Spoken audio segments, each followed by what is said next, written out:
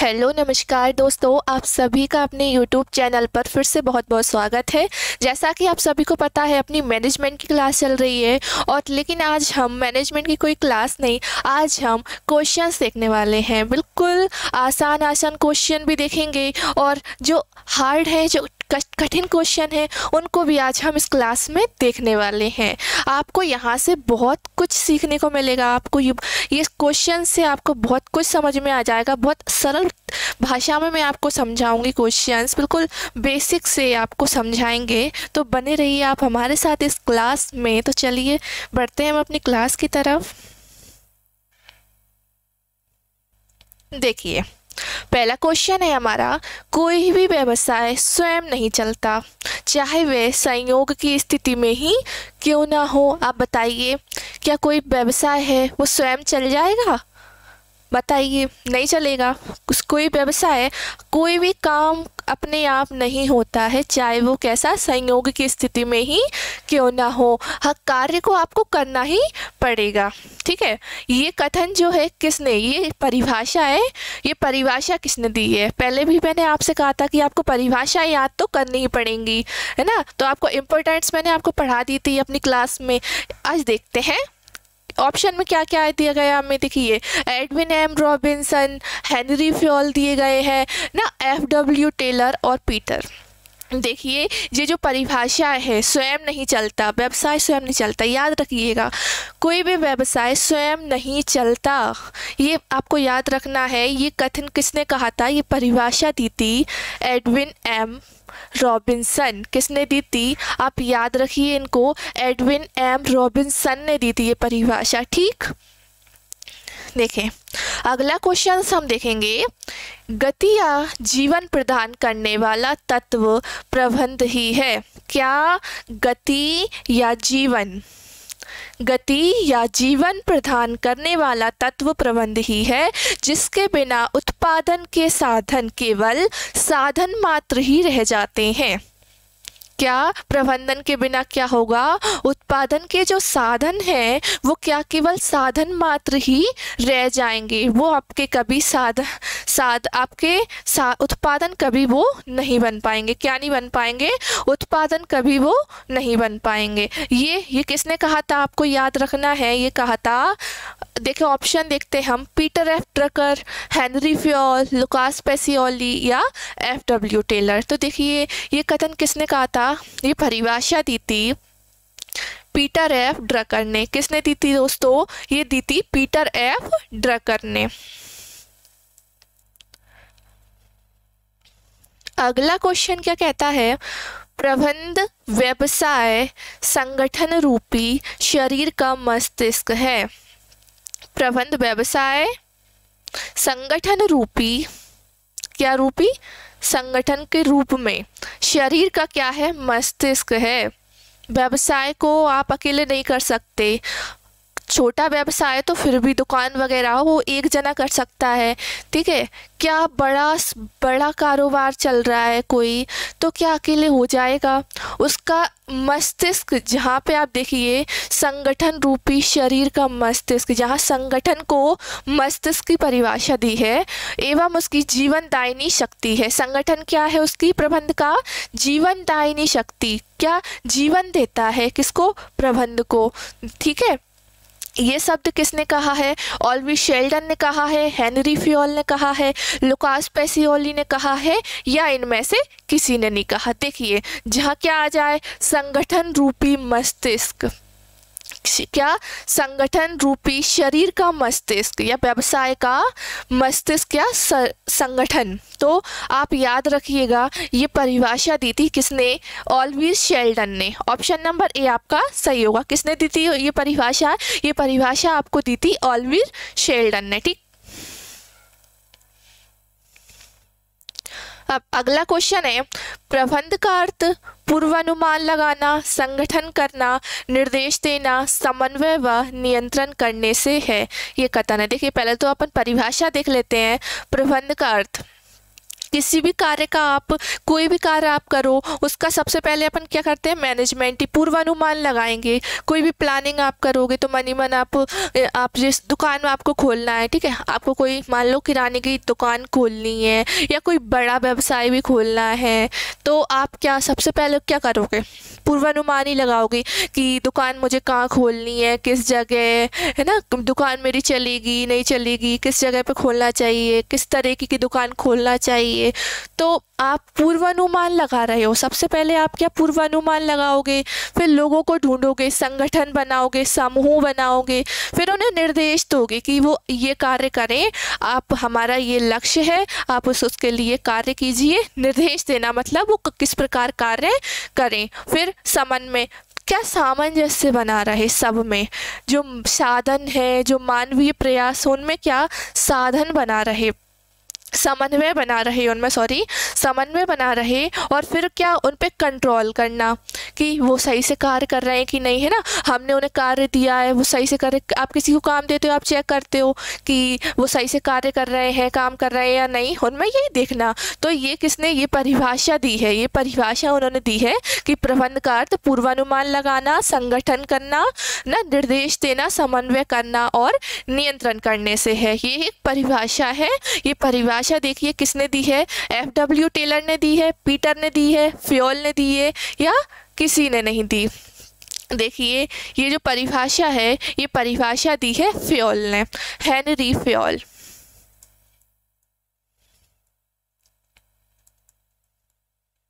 किसने दी है, Henry Fayol ने ये परिभाषा दी है। प्रबंध व्यक्तियों के विकास से संबंधित है, ना कि वस्तुओं के निर्देशन से। क्या आप याद रखें कि प्रबंध क्या है, व्यक्तियों से संबंधित है। तो आप ये बताइए, आप प्रबंध करोगे तो प्रबंध कोई व्यवसाय खोलोगे तो उसमें लोग रहेंगे, बड़ा व्यवसाय है तो उसमें समूह ही होगा ना। सबसे मेन चीज़ अभी देखा हमने क्या व्यवसाय का मस्तिष्क क्या है, व्यवसाय का संगठन है। तो व्यक्तियों के विकास से संबंधित है, वो समूह में कार्य करेंगे तो उनकी कार्य दक्षता बढ़ेगी, वो अच्छे अच्छे कार्य करेंगे। तो क्या वो उन व्यक्तियों के विकास, उनका क्या होगा, विकास। कोई कार्य आप सीखते हो तो आपका विकास होता है, ऐसे ही संगठन का क्या होगा, विकास होगा, है ना। जो संगठन समूह में कार्य कर रहे हैं वो लोग, उनका क्या होगा, विकास होगा। तो क्या प्रबंध व्यक्तियों के विकास से संबंधित है, ना कि वस्तुओं के निर्देशन से। ठीक है, ये परिभाषा दी है, ये परिभाषा आपको दी है लॉरेंस ए एप्पले ने। किसने, Lawrence A Appley. Option number C आपका सही आंसर हो जाएगा। अगला क्वेश्चन क्या कहता है, कौन सा कार्य प्रबंधक का कार्य नहीं है। इन कार्य दिए गए हैं हमें, उनमें से बताना है कि जो प्रबंध का कार्य इनमें से कौन सा नहीं है। बिल्कुल आसान तरीके से हम क्वेश्चंस को देख रहे हैं। बिल्कुल आपको पेपर जब आप देखो आपके सामने कि यार ये तो मैंने पढ़ा ही नहीं, ऐसा नहीं सोचना। जो मैनेजमेंट है ना, ये प्रबंध है, सामान्य प्रबंध, ये आपकी आम जिंदगी में आप देख ही रहे होगे कि मैनेज करना है। ये सब चीज़ें आपको आमने सामने आपको कभी ना कभी किसी ना किसी रूप में आपको दिखती हैं। तो आप ज़्यादा उसमें घबराइए मत कि आपको ये क्वेश्चन नहीं पढ़ा था हमने। आपको धीरे धीरे आराम से तसल्ली से आपको आंसर देना है, उसको अच्छे से समझ के। देखिए प्रबंध का कार्य नहीं है। देखिए नियोजन, क्या बताइए आप, जब मैनेजमेंट करते हो आप तो आप प्लानिंग करते ही हो। आप कोई भी मैनेजमेंट बिना प्लानिंग के हो जाता है, नहीं होता। तो ये प्रबंध का कार्य है। नियुक्तिकरण, अब आप प्रबंध करोगे किसी चीज़ का, आपने कोई बड़ा व्यवसाय खोला है तो आप लोगों की नियुक्ति करोगे, है ना। कौन सा व्यक्ति अपने व्यवसाय के लिए सही कार्य कर पाएगा, उसकी योग्यता देखना, उसका प्रशिक्षण देना। तो ये सब क्या, नियुक्तिकरण भी प्रबंध का कार्य है। अब बताइए सहयोग। अब जी सहयोग क्या हो गया जी, कहाँ से आ गया मैनेजमेंट में। अब मैनेजमेंट में सहयोग क्यों करेंगे, मैनेजमेंट में हमारा कार्य है ही नहीं सहयोग करना, सहयोग करना कार्य नहीं है मैनेजमेंट का। नियंत्रण देखिए, वो लोग अपन जिनको काम दे रहे हैं, हमने नियुक्ति कर ली ना, तो अब लोग काम सही से कर रहे हैं कि नहीं, आप कंट्रोल उन पे करोगे। वो ऐसा तो नहीं मतलब अपन उनको पैसे दे रहे हैं, जो मजदूर श्रमिक वगैरह काम कर रहे हैं, अपन उनको पैसे दे रहे हैं और वो देखो तो दिन भर कुछ भी नहीं कर रहा है, तो आप उन पे पूरी तरीके से कंट्रोल रखोगे ना। तो आप ये प्रबंध का कार्य मैनेजमेंट में ही आपका आता है। आपका प्रबंध का कार्य क्या होगा, नियंत्रण भी होगा। यानी ये तीनों जो है क्या होंगे, प्रबंध के कार्य होंगे। और ये सहयोग है, ये सहयोग क्या है, प्रबंध का कार्य नहीं है। सहयोग कोई प्रबंध का कार्य नहीं है, यानी ऑप्शन सी आपका सही होगा। देखिए अगला क्वेश्चन क्या कहता है, प्रबंध एक है, क्या है, कला है, विज्ञान है, या दोनों है, या कोई नहीं है। देखिए प्रबंध एक, देखिए कला है। कैसे कला, अपन ने कैसे पहचाना कला है। देखिए मैनेजमेंट आप जितना करते जाओगे मैनेज, आप उतने ही ना उसमें निपुण होते जाते हो। आपको आइडिया लग जाता है कि ये कार्य भैया ऐसे होता है, ये कार्य इस तरीके से होता है। तो क्या आप में अनुभव आता जाता है, आप प्रैक्टिस करते जाते हो, है ना, करते जाते हो, तो आप क्या इसमें योग्यता हासिल कर लेते हो। जैसे आप देखिए, आप कोई चित्रकारी या कोई भी कला, पेंटिंग वगैरह कुछ भी करते हो, तो आपको एकदम से तो वो पेंटिंग नहीं आती है, आप धीरे धीरे प्रयास करते रहते हो, तो क्या होगा, आप अच्छे पेंटर बन जाते हो। अगर प्रयास से करते रहते हो, प्रयास करते रहते हो अगर, तो आप एक अच्छे पेंटर बन जाते हो। उसी तरह क्या है, एक इसमें प्रबंध में क्या है, आप अच्छा इसमें करते रहते हो। इसमें भी अनुभव चाहिए होता है, इसमें भी आपको क्या लगातार प्रयास चाहिए होते हैं। तो क्या इसमें कला भी ये हो गया, ठीक है। अब विज्ञान क्यों है, क्या है, इसमें विज्ञान में क्रमबद्ध ज्ञान होता है। जिस तरीके से विज्ञान अपन पढ़ते हैं तो उसमें चीज़ें लिखी होती है कि ये इसके फैक्ट होते हैं, कि ये कार्य इस तरीके से होता है। तो इसमें भी क्या है, कुछ इसमें ऐसे पॉइंट हैं, जैसे टेलर ने वैज्ञानिक नियम बताए हैं, सिद्धांत बताए हैं, वैज्ञानिक सिद्धांत की इस तरीके से कार्य करना चाहिए, है ना। तो इसमें क्रमबद्ध ज्ञान भी है। तो क्या इसमें विज्ञान भी है, प्रबंध एक कला भी है, विज्ञान भी है। तो क्या ऑप्शन नंबर सी आपका सही हो जाएगा, ठीक है।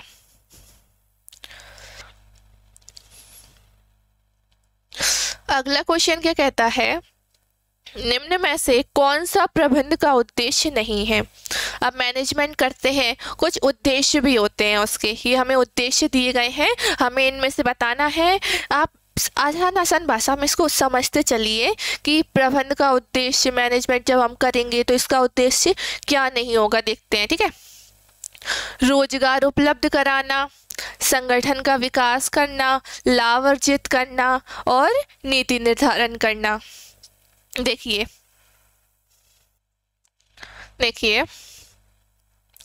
आप कोई फैक्ट्री खोलते हो अगर, तो आपका एक उद्देश्य बनता है कि आप लोगों को रोजगार दें। क्या आप लोगों को रोजगार देंगे, फैक्ट्री में अकेले काम तो नहीं होगा। क्या आपका एक दायित्व भी बनता है कि सामाजिक दायित्व में आता है वो, कि आप लोगों को रोजगार उपलब्ध कराएं, क्या रोजगार उनको दें। कि फैक्ट्री खुलेगी तो रोजगार बढ़ेगा, है ना। तो रोजगार उपलब्ध कराना प्रबंध का उद्देश्य है। संगठन का विकास, समूह में लोग कार्य कर रहे हैं, वो अपन ये तो नहीं चाहेंगे कि वो लोग पिछड़े रह जाएं। अपन तो यही चाहेंगे ना कि अपना संगठन के लोग कार्य क्यों कर रहे हैं, अपने लिए ही कर रहे हैं, वो अपना जो लक्ष्य है उसको पूरा करने के लिए कर रहे हैं। तो अपन क्या सोचेंगे कि संगठन का विकास होना चाहिए। क्या होगा, संगठन का विकास भी क्या हो जाएगा, का उद्देश्य हो जाएगा। फिर लाभ अर्जित करना, अब भाई हमने व्यवसाय खोला है तो उसका पहला उद्देश्य यही हो गया कि हमें लाभ कमाने के लिए व्यवसाय खोला है। क्यों, कोई भी कार्य करोगे आप अपने हित के लिए ही तो सोच के करते हो। आप पढ़ाई भी कर रहे हो तो क्या नौकरी लगेगी, लाभ ही तो होगा आपको, है ना। कोई भी काम फ्री में कोई नहीं करता, लाभ अर्जित करने के लिए व्यवसाय क्यों खोलते हैं अपन? लाभ अर्जित करने के लिए। तो क्या लाभ अर्जित करना भी इसका उद्देश्य हो गया? और ये बताइए, नीति निर्धारण करना क्या ये उद्देश्य है? ये तो कार्य लग रहा है मुझे। क्यों नीति निर्धारण करना? ये तो कार्य है, उद्देश्य तो नहीं है कि उद्देश्य है नीति निर्धारण करना। देखिए, उद्देश्य नीति निर्धारण करना क्या होगा? उद्देश्य आपका नहीं होगा। ठीक है, तो क्या होगा? ऑप्शन नंबर डी आपका सही आंसर हो जाएगा। देखिए अगला क्वेश्चन क्या कहता है? नीति निर्धारण कार्य है। नीति निर्धारण कार्य है किस तरीके का और किसका? उच्च स्तर प्रबंध का है, मध्य स्तर प्रबंध का है, या निम्न स्तर प्रबंध का है, या ये किसी का नहीं है? अब बताइए, आप बड़े बड़े जो फैक्ट्रियां होती हैं उसमें 3 स्तर चलते हैं, एक उच्च स्तर, निम्न स्तर, उच्च स्तर, मध्य स्तर और निम्न स्तर। जो उच्च स्तर पे होगा वो सबसे ऊंचे पद पर होगा, उसी ने सब कुछ किया है, उसी ने पैसे वगैरह लगाए, सब कुछ ही वो करता है, मतलब पैसे वगैरह लगाने का कार्य, प्लानिंग भी वही करेगा। तो प्लानिंग वो कर रहा है, ऊंचे उच्च स्तर प्रबंधन का प्लानिंग वही कर रहा है। तो क्या वो ही क्या बनाएगा? नीतियों का निर्धारण भी वही करेगा।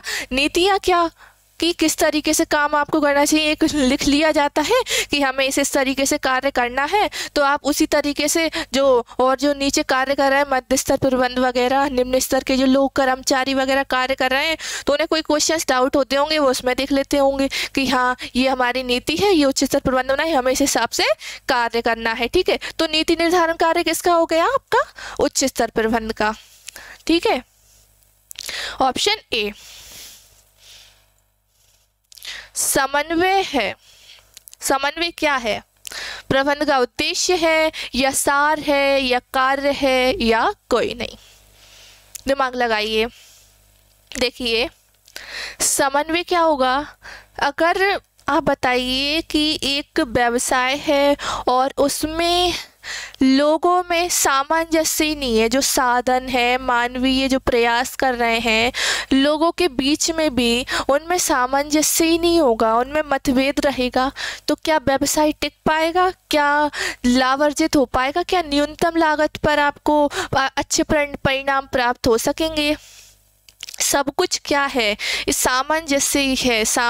अगर अपन ने सब कुछ अच्छे से कर लिया और सामंजस्य ही, अगर समन्वय ही नहीं होगा तो आपको जो है लक्ष्य प्राप्त नहीं होगा। तो क्या है वो समन्वय? क्या है?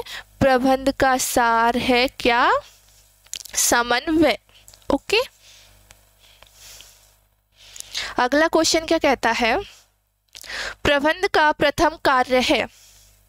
अब बताइए, आप कोई मैनेजमेंट कर रहे हो, अब क्या करना चाहिए? पहले मुझे कोई मैनेजमेंट आप कर रहे हो, अब उस सबसे पहले आपको क्या करना पड़ेगा? देखिए क्या क्या दिए गए हैं? संगठन, निर्देशन, नियोजन और नियंत्रण। कोई भी कार्य करो, आप पढ़ाई कर लो, शादी कर लो, शादी में सबसे पहले क्या प्लानिंग ही होती है। पढ़ाई भी जब आप करने बैठते हो तो प्लानिंग ही होती है। दुकान खोलोगे तो भी क्या, उसमें सबसे पहले आपको प्लानिंग ही करनी पड़ेगी। तो क्या नियोजन आपका प्रथम कार्य है। काय का? प्रबंध का प्रथम कार्य क्या हो जाएगा? नियोजन। अगला क्वेश्चन क्या है? प्रबंधक वही व्यक्ति है। प्रबंधक वह व्यक्ति है होता है जो दूसरों का करता है। क्या करता है? प्रबंधक वह व्यक्ति है जो दूसरों का क्या करता है? प्रबंध करता है, विरोध करता है, काम करता है, भला करता है। क्या है? जाहिर सी बात है, क्या करता है? प्रबंधक वही व्यक्ति है जो दूसरों का क्या करता है? मैनेजमेंट करता है, प्रबंध करता है। मैनेजर क्या करता है? मैनेजर क्या करता है? मैनेजमेंट ही तो करता है। तो क्या हो जाएगा?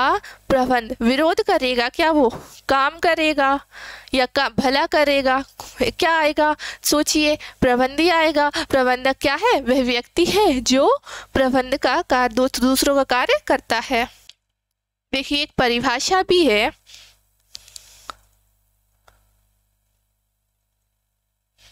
प्रबंधक वही है जो प्रबंधक का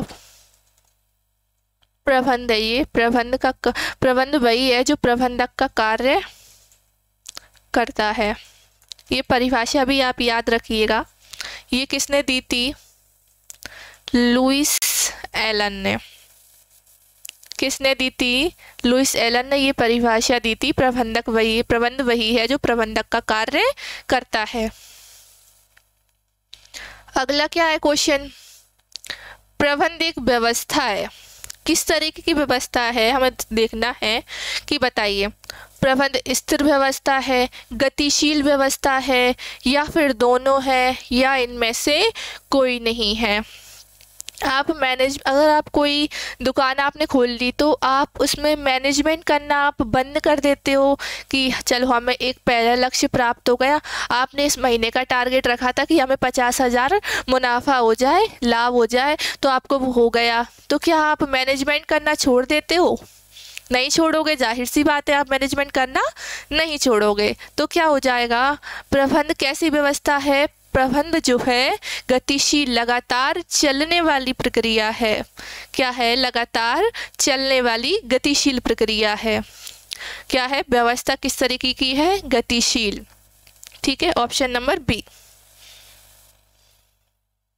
क्या है देखिए अगला, दूसरे व्यक्तियों से कार्य कराने की युक्ति या कह लो कला।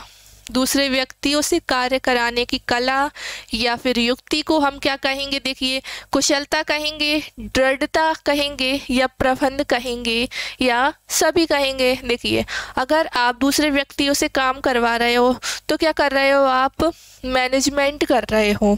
तो क्या दूसरे व्यक्तियों से काम करा लेने की कला को क्या कहते हैं? प्रबंध कहते हैं। ठीक, अगला क्वेश्चन क्या कहता है? प्रबंध के संगठनात्मक उद्देश्यों में शामिल किया जाता है। क्या किया जाता है? प्रबंध के कुछ संगठन के प्रति भी क्या होते हैं? कुछ उद्देश्य होते हैं, उसे क्या बोलते हैं? संगठनात्मक उद्देश्य। देखिए, आप सोचिए, ज़्यादा दिमाग नहीं, कि रटने वाली बात नहीं है इसमें कुछ भी। आपको क्या करना होगा? संगठन के जो उद्देश्य हैं, आप जैसे सोचिए कि एक आपने व्यवसाय में आपका कुछ समूह है जो कुछ उद्देश्य के लिए कार्य कर रहे हैं, कुछ अपने आपके लक्ष्य के लिए कार्य कर रहे हैं, और वो क्या संगठन के जो संगठन है उसको आप देखिए, आप उसको देखते चलिए संगठन के प्रति क्या क्या उद्देश्य होना चाहिए। जीवित रहना। देखिए, कोई भी व्यवसाय आप करते हो तो आप ये सोच के नहीं करते कि व्यवसाय जल्द ही समाप्त हो जाएगा। आप उसे लंबे समय तक जारी रखना चाहते हो, लंबे समय के लिए आप करते हो। तो क्या जीवित रहना भी एक संगठन का, जीवित रखना संगठन का उद्देश्य क्या होगा? जीवित रहना भी उसका संगठनात्मक का, प्रबंध के लिए संगठनात्मक उद्देश्य है। काय का? जीवित रहना। लाभ संगठन का क्या होगा? संगठन ये सोचेगा संगठन क्यों कार्य कर रहा है? लाभ कमाने के लिए। उसका उद्देश्य क्या है? लाभ कमाना भी है। संगठन के जो व्यक्ति हैं उसका क्या? विकास करना भी क्या है?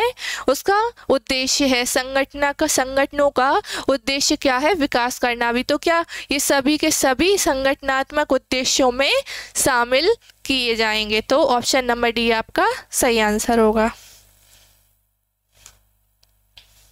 देखिए, प्रबंध एक शक्ति है। प्रबंध किस तरीके की शक्ति है हमें बताना है। देखिए, दृश्य, अदृश्य, पृथक या सामूहिक। देखिए, प्रबंध को आप क्या देख सकते हो? देख सकते हो? नहीं देख सकते। कोई शक्ति को कोई कैसे देख सकता है? प्रबंध की शक्ति है, उसको आप कैसे देख सकते हो? अब आपको लग रहा होगा कि ये सामूहिक शक्ति है, सामूहिक शक्ति है, पर नहीं। इसका जो आंसर होगा ना वो होगा अदृश्य। क्या होगा? अदृश्य। आप जो प्रबंध की शक्ति है ना उसे आप देख नहीं सकते हो, तो क्या वो अदृश्य शक्ति आपको दिखाई दे रही है क्या? किस तरह की है? तो क्या होगा? प्रबंध की शक्ति कैसी है? अदृश्य। देखिए, क्या है अगला क्वेश्चन? प्रबंध विज्ञान के किस रूप में है? जो विज्ञान के, अपन ने तो कहा था कि प्रबंध विज्ञान है ना, कला और विज्ञान दोनों। अब इसमें ये पूछ लिया कि प्रबंध क्या है, विज्ञान के रूप में, किस रूप में, प्रबंध विज्ञान के किस रूप में, पूर्ण विज्ञान के रूप में, या फिर सरल विज्ञान के, या फिर अर्ध विज्ञान यानी आधा विज्ञान, या फिर इनमें से कोई नहीं। जो इसमें विज्ञान जैसा ऐसा कुछ नहीं है, बस इसमें क्रमबद्ध ज्ञान है, तो इसे विज्ञान की संज्ञा दे दी गई है। पर इसमें कोई ऐसा नहीं है कि आप ये करो, विज्ञान में होता है ये केमिकल वगैरह ये सब चीज़ें फैक्ट होते हैं, इतने नहीं होते इसमें। ये क्या है, एक बहुत ही सरल विज्ञान है। तो क्या होगा इसका, ऑप्शन नंबर बी। आपको देखना है, रटना नहीं है कुछ भी, आप देखते चलिए कि प्रबंध, आप दिमाग लगाते चलिए साथ साथ, मतलब सिंपल बिल्कुल क्वेश्चन मैंने यहाँ पे रखे हैं, आपको आगे चल के और भी आपको मिलेंगे। देखिए, प्रबंध की सामाजिक उत्तरदायित्व की प्रकृति में लागू होता है। प्रबंध की सामाजिक उत्तरदायित्व, एक आपका क्या हो गया था, संगठनात्मक उद्देश्य। ये क्या ये पूछ रहा है, इसकी प्रकृति में लागू नहीं होते, कौन सी, सामाजिक उत्तरदायित्व की। समाज के प्रति उत्तरदायित्व क्या होता है, इसमें समाज के प्रति कुछ उत्तरदायित्व रहते हैं। देखिए, पर्यावरण की रक्षा करना, उपभोक्ताओं के हितों का ध्यान रखना, दोनों या कोई नहीं।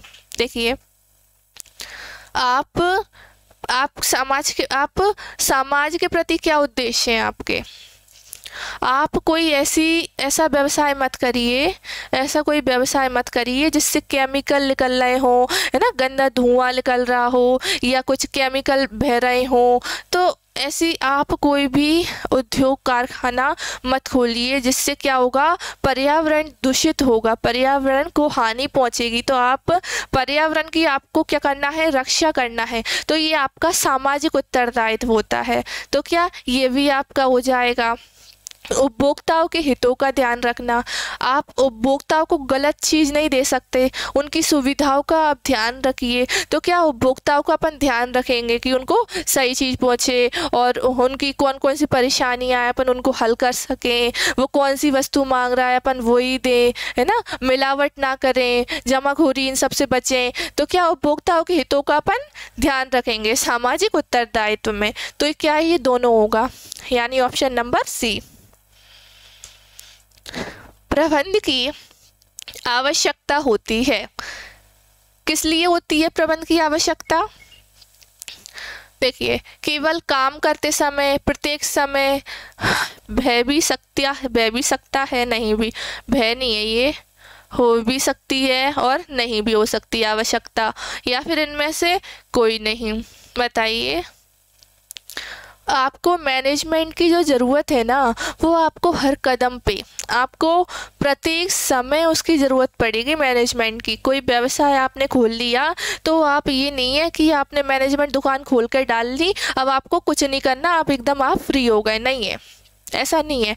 आपको क्या, प्रत्येक समय आपको कार्य करना पड़ेगा, प्रत्येक समय आपको मैनेजमेंट करते रहना होगा, प्रत्येक समय। ठीक,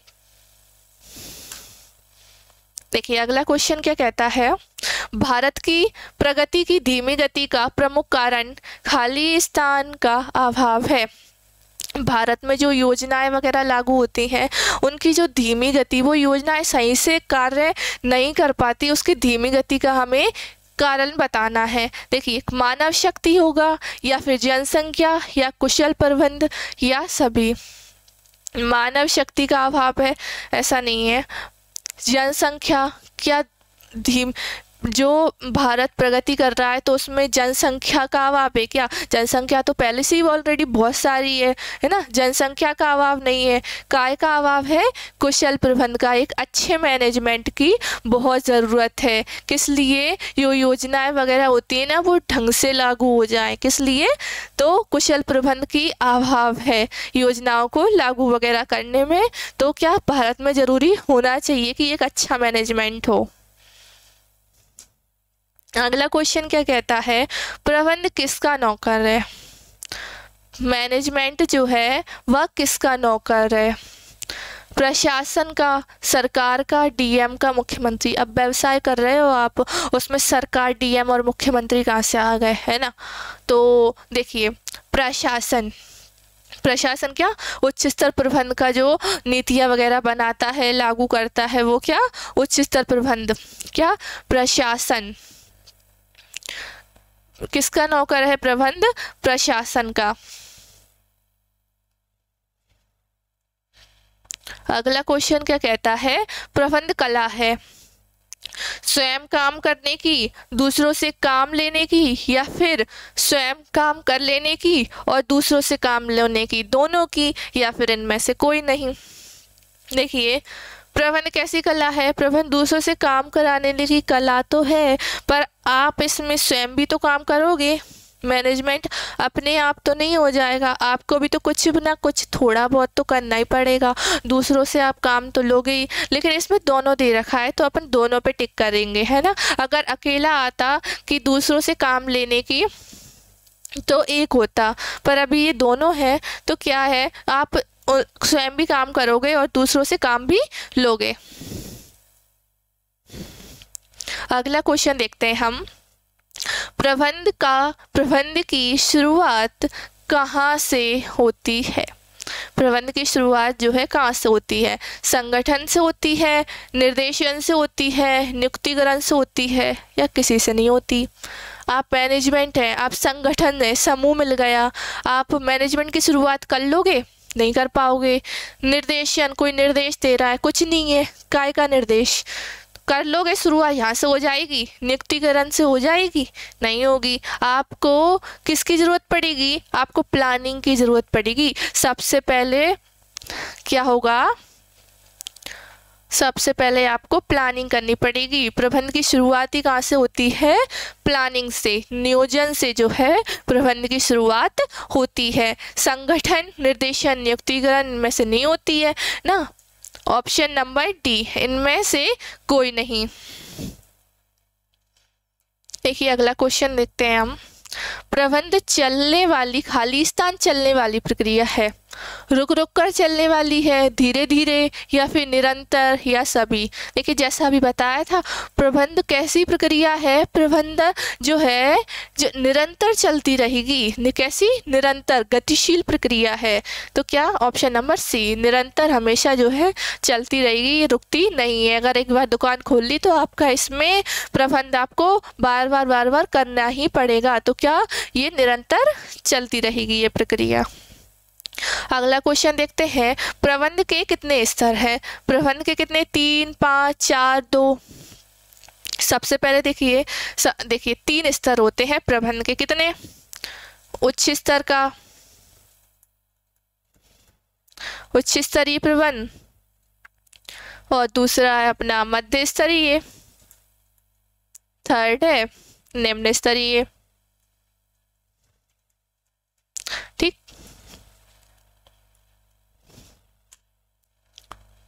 अगला क्या क्वेश्चन कहता है हमसे कि निम्न में से कौन प्रबंध के स्तर नहीं है।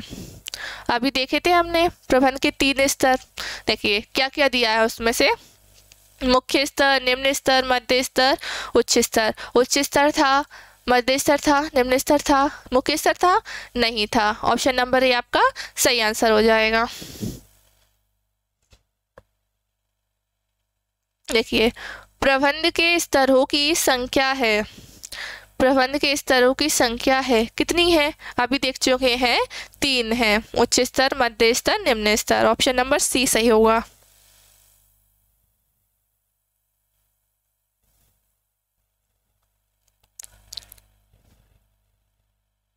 देखिए अगला क्वेश्चन क्या कहता है, प्रबंध का सार है।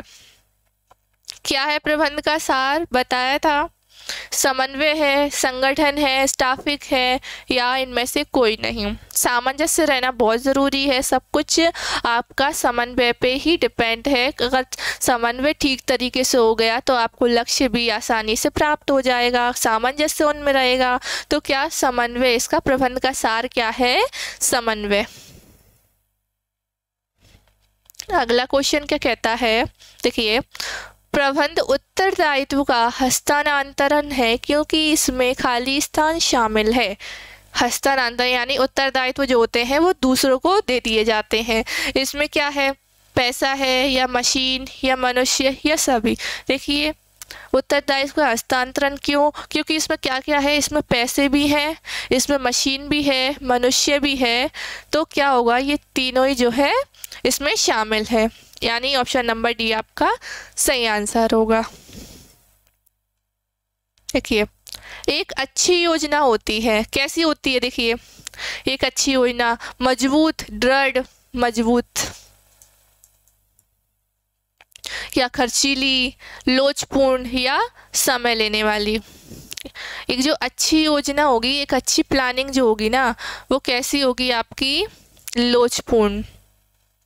क्यों, ऐसी योजना आप नहीं बनाएंगे कि वो कभी काम पड़ने पर वो चेंज ही ना कर, अपन उसमें चेंजेस ही ना कर सकें, तो क्या उसमें लोच, इलास्टिसिटी जो है ना, उसमें एक गुण होना चाहिए। आप जो प्लानिंग कर रहे हो ना, आप उसमें क्या है, लोचता होनी चाहिए कि आप उसमें समय के अनुसार उसमें परिवर्तन कर सको। तो क्या ऑप्शन नंबर सी। अगला क्वेश्चन क्या कहता है, नीति निर्धारण कार्य है उच्च स्तरीय प्रबंधकों का, मध्य स्तरीय प्रबंधकों का, परिचालन प्रबंध का, या इनमें से सभी। नीतियाँ कौन बनाता है, नीतियाँ कौन बनाता है, अभी बताया था उच्च स्तरीय प्रबंधक जो हैं क्या करते हैं, नीतियाँ बनाते हैं। कौन, उच्च स्तर प्रबंधक।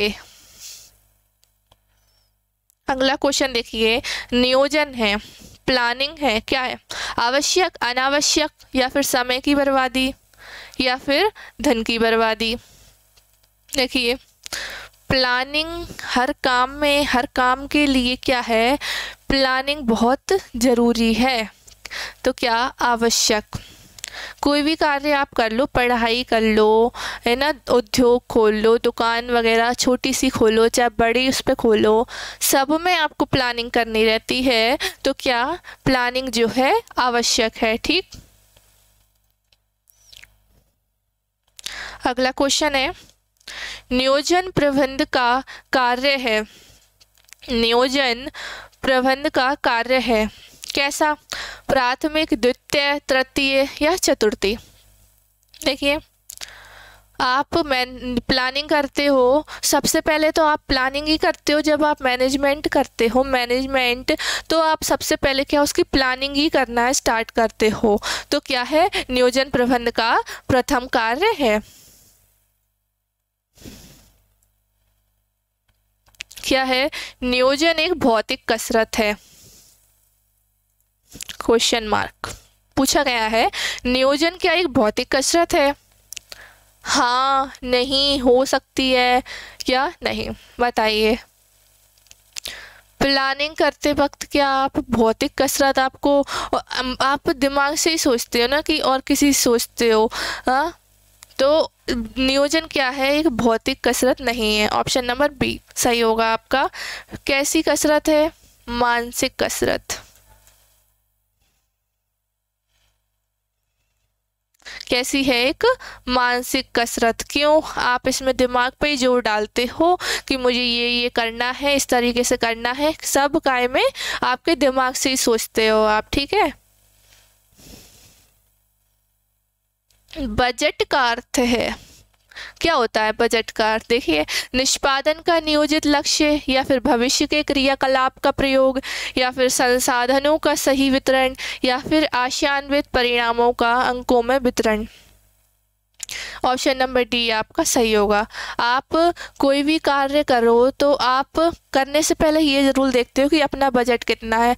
जब आप बाज़ार जाते हो, आप मार्केट जाते हो, तो आप इतने पैसे, आप सामान कुछ किस हिसाब से देखते हो, जितना आपके पास बजट होता है। तो आशान्वित परिणाम जो आपने सोचते हो, आशान्वित परिणाम क्या होंगे, जो आप सोच रहे हो पहले से, आप पहले से क्या उनको अंकों में वितरण कर लेते हो, पैसों में, या देखिए अंकों में, या मुद्रा के रूप में, मौद्रिक रूप में, या अंकों के रूप में। ठीक,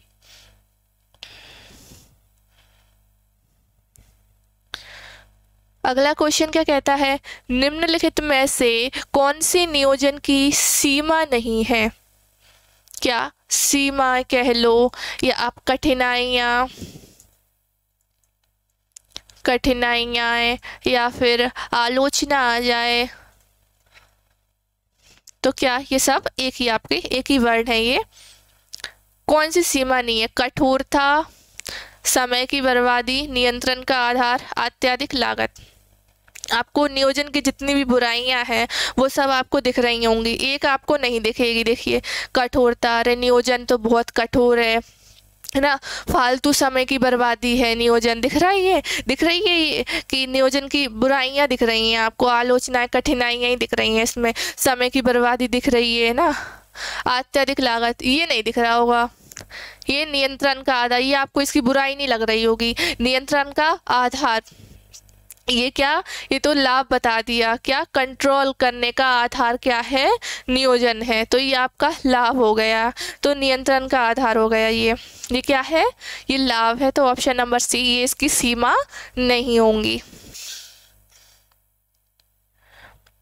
देखिए नियोजन है, कैसा है नियोजन, कैसा है, लक्ष्य अभिमुखी है, उद्देश्य अभिमुखी, या मानसिक प्रक्रिया, या इनमें से सभी।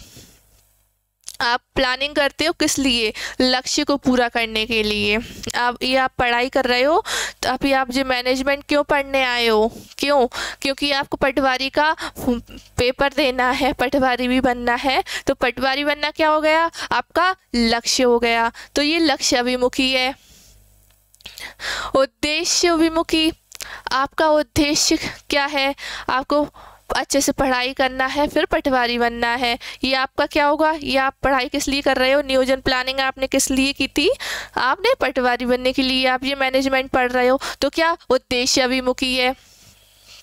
और मानसिक प्रक्रिया, नियोजन प्लानिंग करते हो दिमाग से सोचते हो कि किसी और से सोचते हो, मानसिक, देखिए नियोजन क्या है, एक मानसिक प्रक्रिया है जिससे आप आप कोई भी प्लानिंग करते हो दिमाग से ही करते हो, कुछ भी हो वो प्लानिंग, चाहे व्यवसाय से रिलेटेड ले लो, चाहे आम जीवन इस पे ले लो, तो मानसिक प्रक्रिया है वो, क्या सभी जो है प्लानिंग है। देखिए निर्णय लेने में सहायक होता है, निर्णय लेने में क्या सहायक होता है, उद्देश्य हो गया आपका, नीति होगा, या कार्यक्रम, या फिर सभी। देखिए निर्णय लेने में क्या सहायक होता है, निर्णय लेने में होती है आपकी नीतियां सहायक। क्यों, उच्च स्तर प्रबंध का आपको लिए नीति बना के दे देता है कि आपको इस तरीके से कार्य करना है, तो आप उसी हिसाब से कार्य करते हो, तो निर्णय लेने में क्या सहायक करती हैं, नीतियां बना ली जाती हैं व्यवसाय की, हमें इस तरीके से कोई कार्य करना है, तो ऑप्शन नंबर बी आपका राइट। देखिए नियोजन एक प्रक्रिया है, क्या है, कैसी, परिकल्पनाओं का विकास करना, उद्देश्य निर्धारित या परिकल्पनाओं का विकास करना एवं उद्देश्य निर्धारित दोनों, या कोई नहीं। कैसी प्रक्रिया है नियोजन, आप जो सोचते हो पहले ही पूर्व से ही पहले से ही कल्पना करना क्या कहलाता है, परिकल्पना कहलाता है। और आप क्या करते हो प्लानिंग में, प्लानिंग किस तरह की प्रक्रिया है पूछा गया है, तो आप जो पूर्व में सोचते हो कि अरे मुझे ये कार्य ऐसे ऐसे करना है, तो आप क्या करोगे, आप जो पूर्व में कल्पनाएं सोच रहे हो, पहले से ही जो कल्पनाएं सोच रहे हो मन में, उनका आप विकास करोगे। आप नियोजन के लिए क्या, आप एक उद्देश्य भी, एक लक्ष्य का भी निर्धारण करोगे, तो ये क्या है, ये दोनों ही होंगे। ऑप्शन नंबर सी आपका सही आंसर होगा। देखिए नियोजन होता है, कैसा होता है, अल्पकालीन होता है, मध्यकालीन या दीर्घकालीन, बताइए। जो नियोजन जो होता है वो आप कुछ समय के लिए भी, थोड़े और समय, मध्य समय के लिए भी कर सकते हो, या फिर आप उसे दीर्घकालीन समय के लिए भी कर सकते हो। प्लानिंग कैसी भी हो सकती है, तो क्या ये सभी अवधियों के लिए कार्य होता, नियोजन सभी के लिए कार्य करता है। Option number D. नियोजन में शामिल है। क्या करना है, कब करना है, कैसे करना है, या फिर सभी। प्लानिंग करते वक्त आपके दिमाग में एक वर्ड आता होगा कि यार ये काम मुझे कैसे करना है, और ये भी आता होगा कि कब करना है, ये भी आता होगा कि ये काम को मैं किस तरीके से करूं, कैसे करना है। तो नियोजन में ये सभी शामिल होंगे। तो ऑप्शन नंबर डी आपका सही आंसर होगा। क्या है अगला क्वेश्चन? खाली स्थान एक ऐसी विधि है जो कार्य को पूरा करती है। अब ऐसा क्या है जो कार्य को पूरा कर देगा? प्रक्रिया कार्य को पूरा कर देगी, या फिर उद्योग कार्य को पूरा कर देगा, या उद्देश्य, या फिर सभी। आप प्लानिंग करते हो तो अब आपका प्लानिंग कब पूरा हो जाता है? जब आपका उद्देश्य प्राप्त हो जाता है। क्या? उद्देश्य। एक ऐसी विधि है जो कार्य को पूरा करती है। क्या? उद्देश्य। निम्नलिखित में से कौन नियोजन की प्रकृति है? नियोजन की हमें प्रकृतियां दी गई हैं, हमें बताना है कि नियोजन की इनमें से कौन सी प्रकृति नहीं है। नियोजन सर्वव्यापक, प्राथमिक कार्य, भविष्यवाणी करना, या सभी। प्लानिंग सभी जगह लागू होती है। आप चाहे व्यवसाय में ले लो, चाहे आम जिंदगी में ले लो, प्लानिंग जो है वो सभी जगह लागू होगी। अगर व्यवसाय में बात करें तो उच्च स्तरीय पे प्रबंध की ज़रूरत पड़ेगी, मध्य स्तर पे भी पड़ेगी और निम्न स्तर पे भी पड़ेगी। तो तीनों स्तर पे क्या पड़ेगा? आपको प्लानिंग की ज़रूरत पड़ेगी। देखिए, प्राथमिक कार्य बिल्कुल है प्रकृति इसकी। आप कोई कार्य करो, सबसे पहले आप मैनेजमेंट करते हो तो मैनेजमेंट में सबसे पहले क्या आप प्लानिंग करते हो, तो प्राथमिक कार्य क्या हो जाएगा? नियोजन। भविष्यवाणी करना, नियोजन से क्या होता है? नियोजन से आप भविष्यवाणी करते हो। प्लानिंग से, प्लानिंग किसके लिए की जाती है? भविष्य के लिए ही तो की जाती है, वर्तमान के या भूतकाल के लिए तो नहीं की जाती। क्या? भविष्य काल के लिए। तो भविष्यवाणी करना एक तरह प्लानिंग, भविष्यवाणी करना। आप पढ़ाई कर रहे हो, आप भविष्यवाणी कर रहे हो कि मुझे पटवारी बन जाऊंगा, मैं पटवारी बनना है मुझे। तो क्या प्लानिंग किस लिए की थी आपने? पटवारी बनने के लिए। तो क्या है? भविष्य तो होगा आपका, तो भविष्यवाणी करना भी होगा। ठीक है, सभी होंगे। ऑप्शन नंबर डी आपका सही, यानी नियोजन की प्रकृति ये सभी है। ठीक है,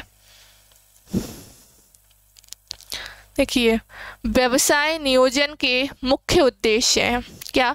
व्यवसाय नियोजन के मुख्य उद्देश्य क्या क्या है? भावी कार्यों में निश्चितता, जो भविष्य में आप कार्य करोगे उसमें निश्चितता, या फिर प्रबंध में मितव्ययिता, या कुशलता में वृद्धि, या सभी। देखिए, नियोजन का मुख्य उद्देश्य ये सभी होंगे। आप भावी कार्यों में निश्चित, प्लानिंग से क्या हो जाता है? अब प्लानिंग आपकी अगर अच्छी होगी तो आप जो भविष्य में सोच रहे हो वो क्या पूरा हो जाएगा, निश्चितता आती है एक। प्रबंध में मितव्ययिता, प्लानिंग अगर अच्छे से हो गई तो जो आप कार्य कर रहे हो उसमें आपको सब समझ में आ जाता है कि ये आपने प्लानिंग कोई पहले की होगी कि ये कार्य मैंने इस तरीके से किया, इस नीति से खर्चा ज़्यादा आता है, तो आप क्या प्लानिंग पहले से ही कर लोगे कोई भी खतरे का, तो आप क्या मितव्ययिता आती है उसमें। कुशलता में वृद्धि भी होती है प्लानिंग से। तो ऑप्शन नंबर डी, सभी के सभी जो है व्यवसाय नियोजन के उद्देश्य होंगे। नियोजन होता है किसके लिए? भूतकाल के लिए, वर्तमान काल के लिए, या फिर भविष्य काल के लिए, या फिर सभी के लिए। देखिए, जो मैंने आपको अभी बताया, नियोजन जो होता है, नियोजन किसके लिए करते हो आप भूतकाल जो निकल गया उसके लिए कर रहे हो क्या प्लानिंग कोई, या फिर अभी के लिए कर रहे हो? आप कर रहे हो प्लानिंग किस लिए? भविष्य काल के लिए। तो भविष्य के लिए आप प्लानिंग करते हो। ठीक, ऑप्शन नंबर सी।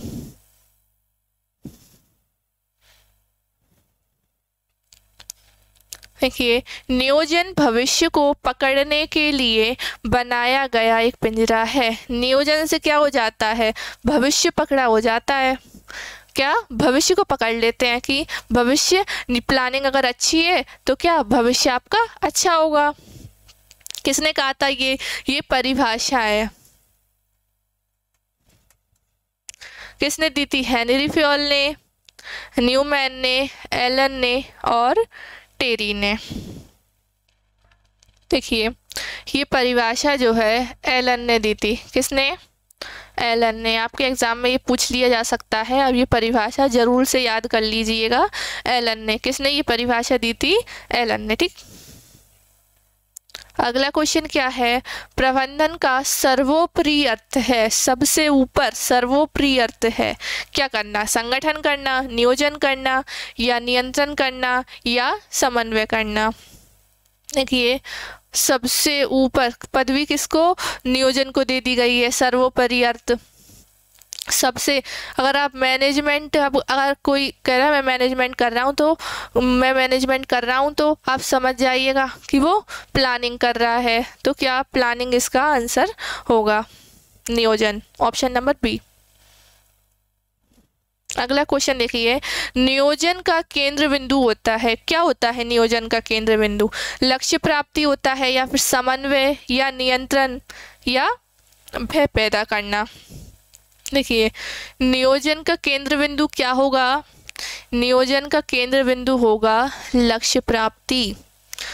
आपका केंद्र बिंदु क्या है? प्लानिंग आपने की है ना, पटवारी बनने की आप पढ़ाई कर रहे हो, तो आपने तैयारी की है, आपका जो लक्ष्य है क्या है? पटवारी बनना। तो आप उसको प्राप्त करने, आपका केंद्र बिंदु क्या है? वो पटवारी बनना। वो क्या है आपका? वो लक्ष्य है आपका, केंद्र बिंदु लक्ष्य होता है। ठीक, लक्ष्य प्राप्ति। अगला क्वेश्चन देखते हैं, नियोजन की जरूरत होती है क्योंकि नियोजन निर्देश की व्याख्या करता है, या फिर नियोजन अनिश्चितता के जोखिम को कम करता है, नियोजन नव प्रवर्तन विचारों को प्रोत्साहित करता है, या सभी होगा। देखिए, नियोजन जो है निर्देश की व्याख्या भी करता है, नियोजन अनिश्चितता के जोखिम को कम करता है क्योंकि आप पहले से ही प्लानिंग कर लेते हो, नियोजन नव प्रवर्तन विचारों को प्रोत्साहित करता है। न्यू प्लानिंग करने से क्या नए नए विचार दिमाग में आते जाते हैं। आप इधर उधर देखते हो, कोई चीज़, ये चीज़ नई आ गई मार्केट में, तो आप व्यवसाय के लिए क्या नए नए विचार आते हैं, टेक्निकल चीज़ें आप अपने व्यवसाय में, आप यंत्र वगैरह, मशीन वगैरह आप लाते हो अपने व्यवसाय में, नए नए विचार आते हैं कैसे? प्लानिंग से। तो ये क्या सभी, ऑप्शन नंबर डी आपका सही आंसर होगा। नियोजन प्रक्रिया के प्रमुख चरण हैं। नियोजन प्रक्रिया के प्रमुख चरण हैं क्या? उद्देश्यों का निर्धारण करना, वैकल्पिक विधियों की पहचान, विकल्पों का मूल्यांकन एवं चयन, या फिर सभी के सभी। देखिए, आप प्लानिंग में उद्देश्य का निर्धारण करते हो, आप पहले से ही उद्देश्य बनाते हो, इसलिए आप प्लानिंग करते हो। वैकल्पिक विधियों का चयन, देखिए प्लानिंग आप करते हो तो उसमें क्या होता है, आपके सामने बहुत सारी विकल्प होते हैं, आपको क्या, आपको इसमें से एक अच्छी, एक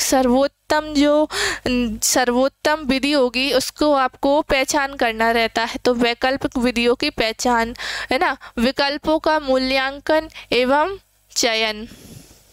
आपको क्या, आपको प्लानिंग में उनका जो आपने विधि जो आपने चूज़ की है, बहुत सारी विकल्प होते हैं, आपने जो विकल्प आपने चुने हैं तो क्या वो सही है, तो उनका क्या करना, मूल्यांकन करना, उनका एक तरीके से टेस्ट लेना कि वो सही है या गलत। तो ये सभी के सभी क्या होंगे, नियोजन प्रक्रिया के प्रमुख चरण। ऑप्शन नंबर डी आपका सही होगा।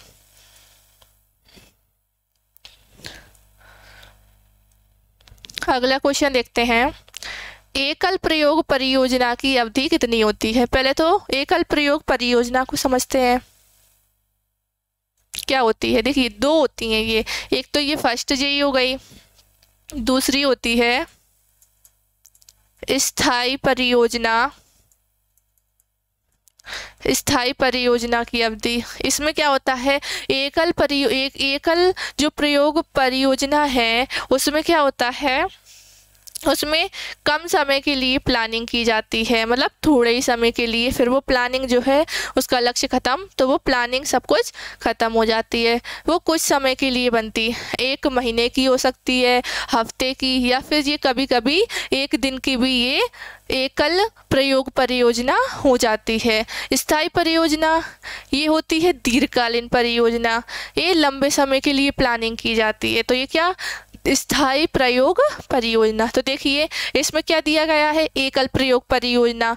तो ये क्या अल्पकालीन, दीर्घकालीन या मध्य, तो ये मध्यकाल के लिए होती है ये परियोजना। कितनी अवधि के लिए, मध्यकालीन अवधि। नियोजन की विशेषता है, क्या है, इसका केंद्र बिंदु लक्ष्य प्राप्ति होता है, बिल्कुल होता है। ये प्रबंध का प्राथमिक कार्य है। ये एक सर्वव्यापी है, नियोजन सभी जगह लागू होता है, हर जगह आपको प्लानिंग करनी पड़ेगी। तो क्या ऑप्शन नंबर डी आपका सही हो जाएगा। और ना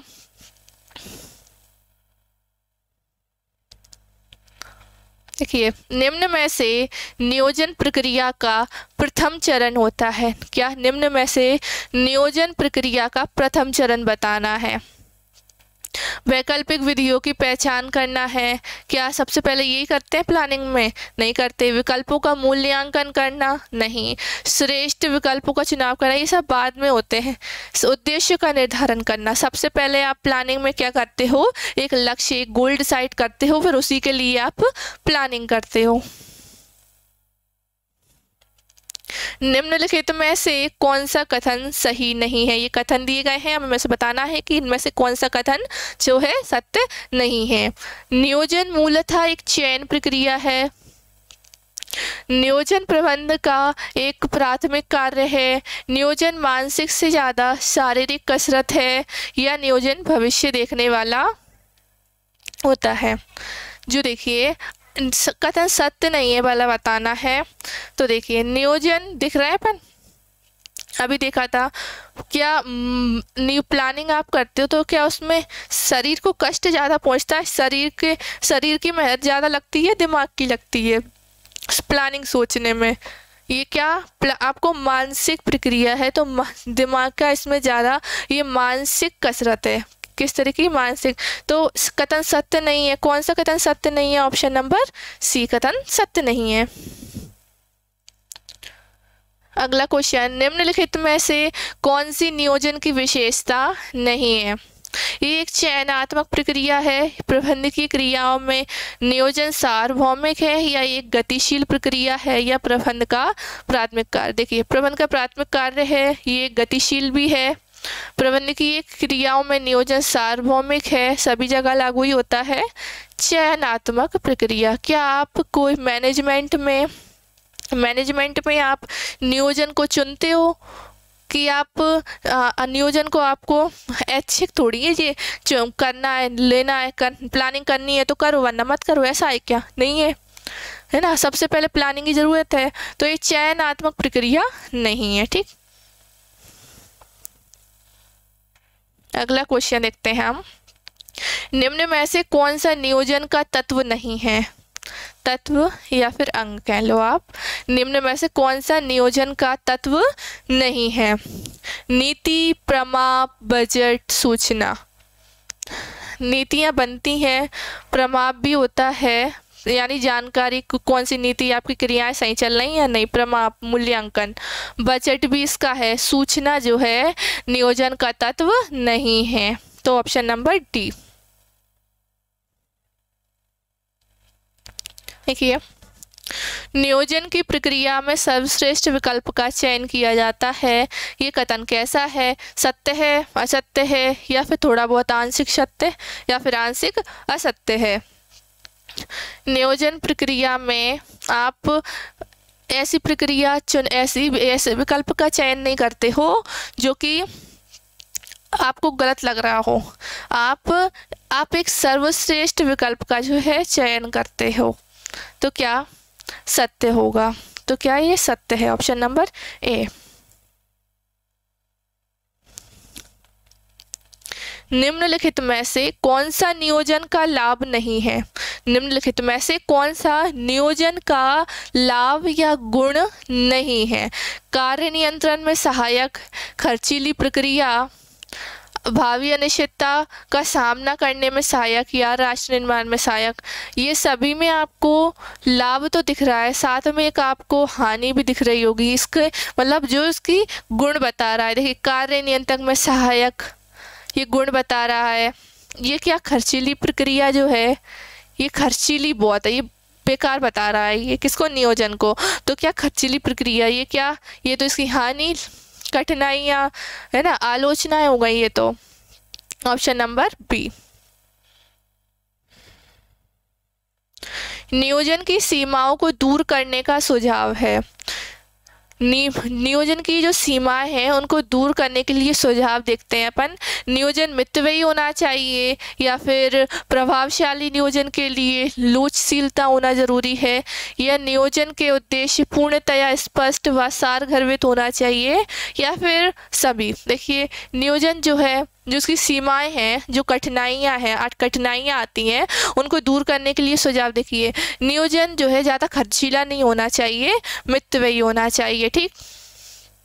प्रभावशाली नियोजन के लिए लोचशीलता होना जरूरी है। आप ऐसी प्लानिंग मत करिए कि आप उससे भविष्य में आप चेंज नहीं कर पाओ, उसमें लोच होना बहुत ज़रूरी है, ठीक है।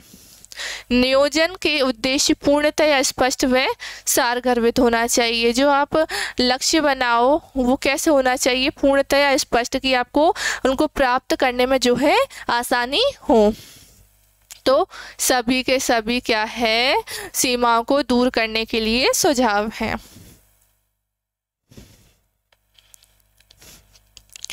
निम्नलिखित में से नियोजन के सिद्धांत हैं। नियोजन के कुछ सिद्धांत भी हैं। देखिए, लोचशीलता का सिद्धांत, नीति संरचना का, प्राथमिकता का सिद्धांत, या सभी। देखिए लोचशीलता के सिद्धांत में क्या, नीतियाँ जो आप प्लानिंग कर रहे हो वो कैसी, लोचपूर्ण होना चाहिए, किसी समय के अनुसार उनमें परिवर्तन हो जाए। और नीति संरचना, उसमें नीति बनाई जाती हैं। प्राथमिकता का सिद्धांत क्या है, नियोजन सबसे पहला कार्य है। नियोजन प्राथमिकता का सिद्धांत, यानी सबसे पहले प्लानिंग इसमें करनी रहती है। तो ये सभी के सभी क्या है, नियोजन के सिद्धांत हैं। बजट सदैव खाली स्थान के रूप में व्यक्त किया जाता है। जो बजट है वो किस रूप में व्यक्त किया जाता है, मौद्रिक, नियोजन, या फिर उद्देश्य, या फिर कोई नहीं। देखिए बजट सदैव क्या है, मौद्रिक रूप में। बजट ये हमारे पास इतने पैसे हैं इसलिए हम ये सामान नहीं लेंगे। अपने पास कितना बजट है तो आप उसे क्या, और किसी में देखते हो कि आप सब पैसे देखते हो ना कि अपने पास पैसे कितने, अपना बजट कितना है, तो आप पैसों में ही उसे मुद्रा के रूप में, तो क्या किसके रूप में व्यक्त किया जाता है, मुद्रा के रूप में, मौद्रिक रूप में, ठीक। नीतियों तथा उद्देश्यों का निर्धारण किया जाता है। जो नीतियां हैं और उद्देश्य उनका निर्धारण किसके द्वारा किया जाता है, प्रबंध के द्वारा, प्रशासन के द्वारा, संगठन के द्वारा, या फिर कर्मचारियों के द्वारा। देखिए नीतियों का जो निर्धारण है वो किसके द्वारा किया जाता है, प्रशासन के द्वारा।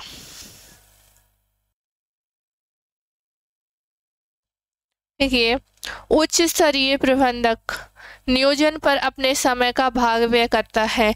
जो उच्च स्तर प्रबंध है वो नियोजन यानी प्लानिंग पर कितना अपना समय देता है, 35%, 50 या 75 या 100%। देखिए जो उच्च स्तर प्रबंध का होता है वो क्या करता है, वो सारा काम मध्य स्तर के करता है, वो सिर्फ प्लानिंग थोड़ी बहुत ही करता है। तो क्या 35% वो है काम करता है, बाकी के काम नीचे के लोग उसके करते हैं, ठीक।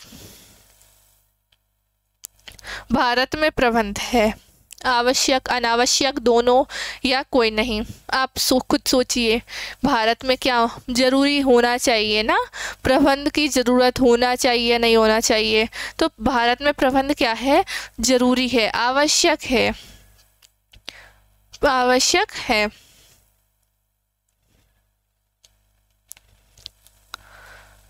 प्रबंध मदद करता है क्या प्राप्त करने में, व्यक्तिगत लक्ष्य, संगठनात्मक लक्ष्य, या दोनों, या कोई नहीं। प्रबंध किस में मदद करता है, अपने खुद के व्यक्तिगत लक्ष्य और संगठनात्मक लक्ष्य, यानी संगठन के लक्ष्य भी और खुद के लक्ष्य भी, उपरोक्त दोनों। ऑप्शन नंबर सी आपका सही होगा। अगला क्वेश्चन है, मध्य स्तरीय प्रबंध में कौन शामिल नहीं है। जो मध्य स्तर का जो प्रबंध है उसमें प्रबंधक में कौन शामिल नहीं है। खरीद प्रबंधक, बिक्री प्रबंधक, वित्त प्रबंधक या फिर सुपरवाइज़र। देखिए जो मध्य स्तर प्रबंध होता है उसमें क्या होता है, ये खरीदना बेचना मतलब सारे कार्य, बड़े बड़े कार्य इसमें किसमें किए जाते हैं, मध्य स्तरीय में। सुपरवाइज़र क्या करता है, सुपरवाइज़र निगरानी करता है कि कार्य सही से चल रहा है या नहीं चल रहा है। ठीक, तो सुपरवाइज़र इसमें मध्य स्तरीय में शामिल नहीं है, ये किस में आता है, निम्न स्तर।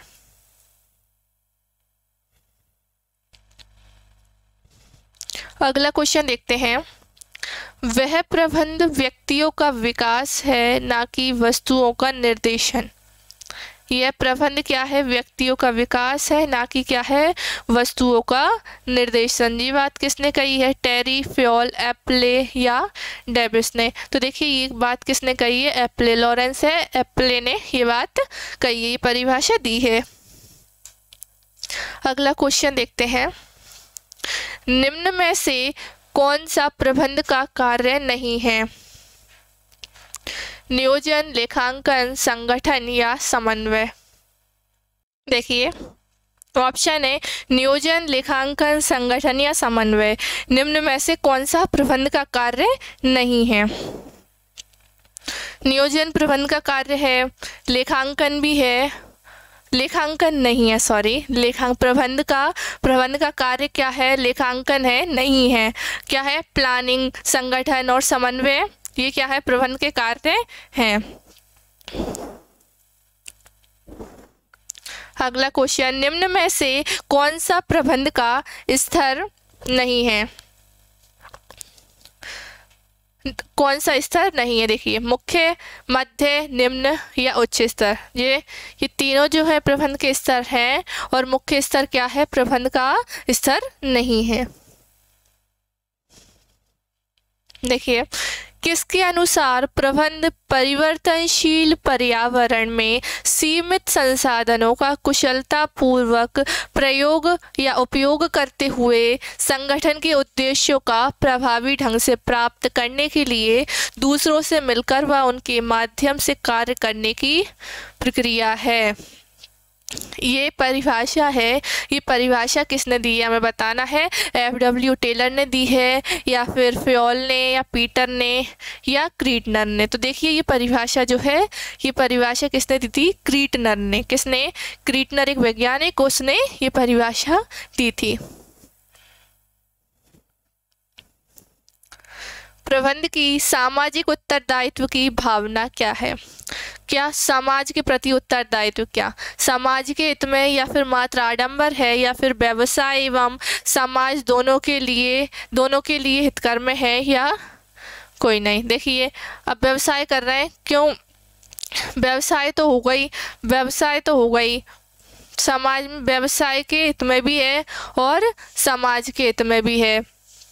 प्रबंध की सामाजिक उत्तरदायित्व की भावना किसके लिए, व्यवसाय के लिए भी है, क्योंकि व्यवसाय में तो वो भावना कर रहे हैं, वो समाज के लिए सोच रहे हैं, तो क्या व्यवसाय एवं समाज दोनों के लिए। प्रबंधन से संबंधित सही विकल्प का चयन कीजिए। प्रबंध एक पेशा है। प्रबंध सामूहिक प्रयासों का समन्वय है। प्रबंध संसाधनों का सदुपयोग संभव बनाता है और या फिर सभी। देखिए प्रबंध एक पेशा भी है, प्रबंध सामूहिक प्रयासों का क्या है, समन्वय है, बिल्कुल है। प्रबंध संसाधनों का सदुपयोग संभव बनाता है। जो साधन होंगे अपने पास, सबके पास साधन होते हैं, तो क्या मैनेजमेंट क्या करता है, सदुपयोग करता है, ये साधनों का सदुपयोग संभव बनाता है। तो ये भी है, तो ऑप्शन नंबर डी आपका सही हो जाएगा। शीर्ष स्तर के प्रबंध यानी ऊंचा, जो सबसे उच्च स्तरीय है ना, शीर्ष स्तरीय प्रबंधन का संबंध निम्नलिखित में से किन योजनाओं के निर्माण से है। जो उच्च स्तर का प्रबंध है वो क्या करता है, किस प्रकार की योजना बनाता है, वह दीर्घकालीन की योजना बनाएगा या फिर अल्पकालीन योजना या फिर पर्यवेक्षी दिशा निर्देश या इनमें से कोई नहीं। देखिए जो उच्च स्तर का प्रबंध होगा वो ये नहीं सोचेगा कि हम कोई व्यवसाय या कोई भी काम कर रहा है वो थोड़े समय बाद चल के खत्म हो जाए, तो क्या दीर्घकालीन योजना बनाता है उच्च स्तर प्रबंध की जो लंबे समय तक चलती रहे। अगला क्वेश्चन देखते हैं। संगठन के लक्ष्यों को प्राप्त करने के लिए योजनाओं और कार्यनीतियों को लागू करने में निम्न में से कौन जिम्मेदार है? जो नीतियाँ वगैरह हैं और योजनाएं हैं उनको लागू कौन करता है? उच्च स्तर प्रबंधन का, या निम्न स्तरीय, या मध्य स्तरीय, या तकनीकी पर्यवेक्षक? देखिए उच्च स्तर प्रबंधन क्या करता है, वो सिर्फ नीतियां बनाए थे। अपन ने देखा था नीति निर्धारण कार्य किसका है, नीति निर्धारण कार्य उच्च स्तर प्रबंधन का है। लेकिन जो अब नीतियां निर्धारित की गई हैं, जो कार्य नीतियां हैं, जो योजनाएं हैं, वो क्या मध्य स्तर प्रबंधन क्या करता है, वो लागू करता है। ऑप्शन नंबर सी आपका सही आंसर होगा। प्रबंधक को कुशल कब कहा जाएगा? एक प्रबंधक है उसे क्या कुशल कब कहा जाता है? जब वह समय पर कार्य पूरा कर लेता है, जब कहा जाता है उसे, या फिर वह बजट लागत के अनुसार कार्य करता है, मतलब जितना उसने बजट बनाया था उसके अनुसार वो कार्य कर लेता है, या तब वो कुशल कहा जाएगा, या फिर दोनों, या फिर जब वह न्यूनतम कम लागत पर कार्य को पूरा कर ले? क्या होगा इसका आंसर? जब वे न्यूनतम लागतों पर क्या कार्य को पूरा कर ले तो उसे क्या कहा जाएगा? कुशल प्रबंधन। क्या कुशल प्रबंधक उसे कहा जाएगा। और जब वह समय पर पूरा कार्य करता है तो ये किस तरीके का होगा? प्रभावपूर्ण। ठीक, अगला देखते हैं, प्रबंधक आमतौर पर किस क्रम में प्रबंधकीय कार्य करता है? देखिए ये क्रम दिए गए हैं। पहले देखिए संगठन, क्या पहले कोई संगठन करेगा, फिर नियोजन, फिर प्लानिंग करेगा, फिर उस पर कंट्रोल करेगा, फिर उसे गाइडेंस ना नेतृत्व उसको करेगा। नेतृत्व देखिए पहले प्लानिंग, फिर समूह बनाएगा, फिर उन्हें दिशा निर्देश उनके कार्य करवाएगा उनमें, फिर उन पे कंट्रोल रखेगा। तो ये क्या ऑप्शन नंबर बी सही होगा। पहले प्लानिंग करेगा, फिर लोगों का समूह बनवाएगा, फिर उनको काम देगा और काम दिशा निर्देश देगा उन्हें, नेतृत्व में वो काम करेंगे लोग, फिर उन पे क्या कंट्रोल करेगा कि वो कार्य सही से कर रहे हैं या नहीं। तो ये एक सही क्रम है। क्या ऑप्शन नंबर बी सही क्रम है इसका। अगला क्वेश्चन देखते हैं, प्रबंध की प्रकृति है किस तरीके की है? जन्मजात प्रतिभा के रूप में, अर्जित प्रतिभा के रूप में, या फिर दोनों के रूप में, या कोई नहीं? देखिए जो प्रबंध की प्रकृति है ना, ये प्रबंध की प्रति जन्मजात भी है और एक अर्जित, इसको अर्जित भी किया जा सकता है, एक ये जन्मजात भी है। तो ये इसमें क्या है? दोनों ही इसकी प्रकृति है, दोनों के रूप में। ठीक, ऑप्शन नंबर सी। अगला क्वेश्चन देखें, प्रबंध का कर्मचारियों को सर्वाधिक प्रेरणा देने वाला कार्य है। प्रबंध का कर्मचारियों को, जो कर्मचारी हैं वो सर्वाधिक कार्य, उनको प्रेरणा किससे मिलेगी? स्टाफिंग से, अभिप्रेरण से, संगठन से, या फिर नियंत्रण से? देखिए जो कर्मचारी होंगे ना उनको अभिप्रेरण से उनको क्या प्रेरणा मिलेगी? मोटिवेशन।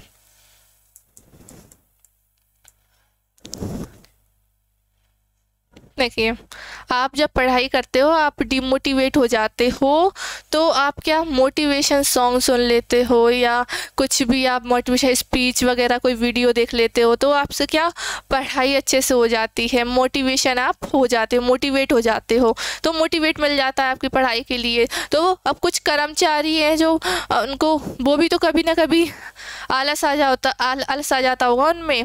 तो अभिप्रेरण किससे प्रेरणा बढ़ेगी? उनकी मोटिवेशन से। मोटिवेशन किस प्रकार का होता है इसमें कि उनकी अच्छा काम कर रहे हैं तो उन्हें उनकी सैलरी ज़्यादा बढ़ाई जाए, है ना, ज़्यादा काम कर रहे हो तो उन्हें ज़्यादा दिए जाए। और फिर अगर कोई अच्छा काम कर रहा है, उसने कोई अच्छा सॉल्यूशन बताया है जिससे व्यवसाय या कंपनी को फ़ायदा हुआ हो तो उसे पुरस्कार सम्मानित भी किया जाना चाहिए। तो क्या होगा? इससे उसका प्रेरणा स्रोत बढ़ेगा, तो वो अच्छे से लगन से, अपनी पूरी लगन से कार्य करेगा। ये होता है अभिप्रेरण। ठीक,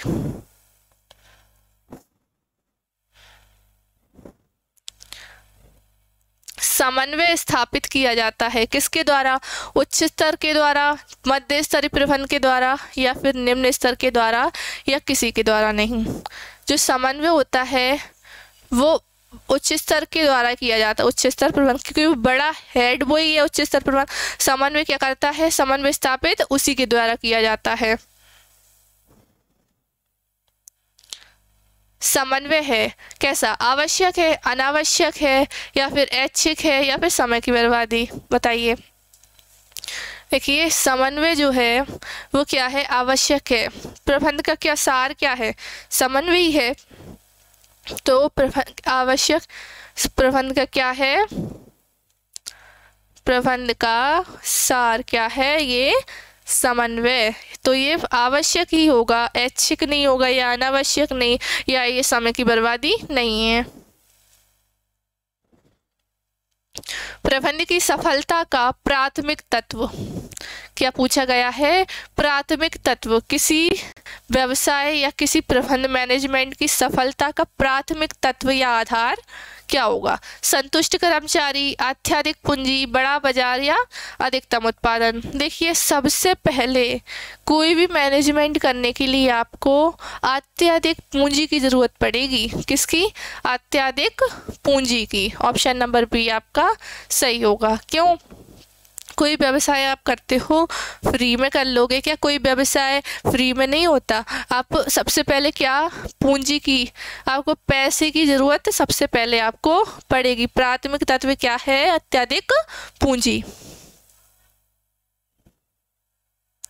प्रबंध का सामाजिक उत्तरदायित्व है, समाज के प्रति उत्तरदायित्व, सामाजिक उत्तरदायित्व, समाज के प्रति, सरकार के, कर्मचारी के, सभी के। देखिए समाज के प्रति भी है, आप यही नहीं सोचें कि समाज के सामाजिक उत्तरदायित्व है तो सिर्फ समाज के प्रति, इसके क्या है, इसके सरकार के प्रति उत्तरदायित्व, सरकार जो नियम बनाए उनको वो पालन करे, सही समय पर वो टैक्स वगैरह भरे, कर्मचारियों के प्रति सही वेतन दे, उनसे अच्छा व्यवहार करे। तो उनका क्या, ये सभी के प्रति क्या है, सामाजिक उत्तरदायित्व होते हैं। किसी भी देश के विकास में सबसे अधिक आवश्यकता है, किसी भी देश का जो विकास है सबसे पहले उसमें क्या आवश्यकता है, देखिए भौतिक संसाधनों की आवश्यकता है, या फिर आर्थिक संसाधनों की, या मानवीय संसाधनों की, या फिर कुशल प्रबंध की। देश कब तरक्की करेगा, जब एक अच्छा मैनेजमेंट, एक कुशल मैनेजमेंट होगा, कुशल प्रबंध होगा।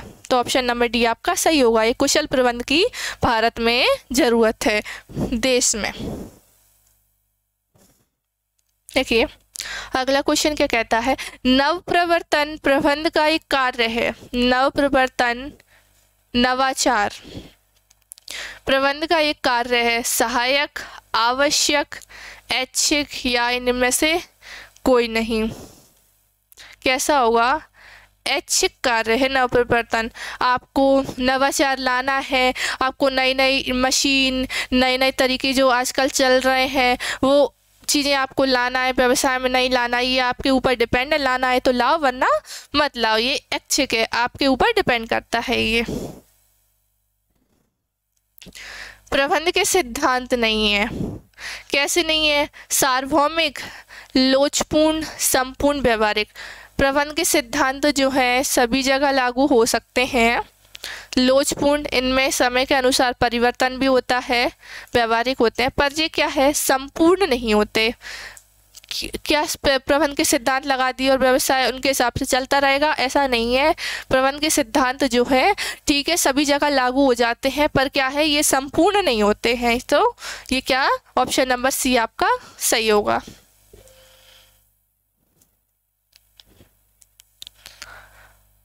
प्रबंध के सिद्धांतों की रचना किस प्रकार से की जाती है, प्रयोगशाला में की जाती है, या प्रबंधकों के अनुभव के द्वारा, ग्राहकों के अनुभव के द्वारा, या वैज्ञानिकों के द्वारा। प्रबंध के जो सिद्धांत होंगे वो क्या प्रयोगशाला में होंगे, नहीं, प्रबंधकों के अनुभव के द्वारा होते हैं। प्रबंध जैसा जैसा वो कार्य धीरे धीरे वो करता जाएगा, उसे अनुभव होता जाएगा, तो वो क्या सिद्धांत बन जाते हैं, फिर उसी हिसाब से वो कार्य करता जाता है, सिद्धांत एक तरीके का सिद्धांत बन जाता है कि ग्राहकों के अनुभव के द्वारा और वैज्ञानिक द्वारा इसके नहीं होता। ऑप्शन नंबर बी आपका सही होगा, एक प्रयोग के द्वारा भी होता है। सिद्धांत की रचना किस दो प्रकार से की जाती है, पहला तो ये अनुभव के द्वारा है, दूसरा क्या है, प्रयोग के द्वारा। ठीक है, अगला क्वेश्चन, प्रबंध के सिद्धांत नहीं है, प्रबंध के सिद्धांत कैसे नहीं है? सार्वभौमिक, लोचपूर्ण, संपूर्ण, व्यवहारिक। संपूर्ण नहीं है। रिपीट हो गया क्वेश्चन। हेनरी फ्योल का जन्म हुआ था। हेनरी फ्योल का जन्म कहाँ पे हुआ था? जापान में, फ्रांस में, जर्मनी में या फिर अमेरिका में? तो देखिए जो हेनरी फ्योल थे उनका जन्म हुआ था फ्रांस में। कहाँ पर? फ्रांस में। वैज्ञानिक प्रबंध में विश्लेषण कितना है? 25%, 50, 75 या 35? देखिए वैज्ञानिक प्रबंध में मैंने आपको बताया था, वैज्ञानिक प्रबंध में क्या सबसे ज़्यादा विश्लेषण किया जाता है। तो सबसे ज़्यादा क्या, यानी सबसे ज़्यादा इनमें से क्या दिख रहा है? 75। तो 75% उसमें से विश्लेषण किया जाता है वैज्ञानिक प्रबंध में। वैज्ञानिक प्रबंध में उत्पादन होता है कैसा? अधिकतम, न्यूनतम, सामान्य या कोई प्रभाव नहीं पड़ता। देखिए आप वैज्ञानिक तरीके से कोई कार्य कर रहे हो, मशीन से आप कार्य कर रहे हो, तो वो कार्य हाथों से करेंगे तो टाइम ज़्यादा जाएगा और उत्पादन भी कम हो पाएगा। लेकिन अगर आप वैज्ञानिक प्रबंध कर रहे हो तो उसमें क्या होता है? मशीन वगैरह आ गई, वैज्ञानिक टेक्निकल चीज़ें उसमें आ जाती हैं। तो क्या होता है, जो आपका उत्पादन होगा वो कैसा होगा? अधिक होगा। मशीन तो उत्पादन ज़्यादा ही करेगी तो अधिकतम होगा। वैज्ञानिक प्रबंध कब प्रारंभ हुआ था?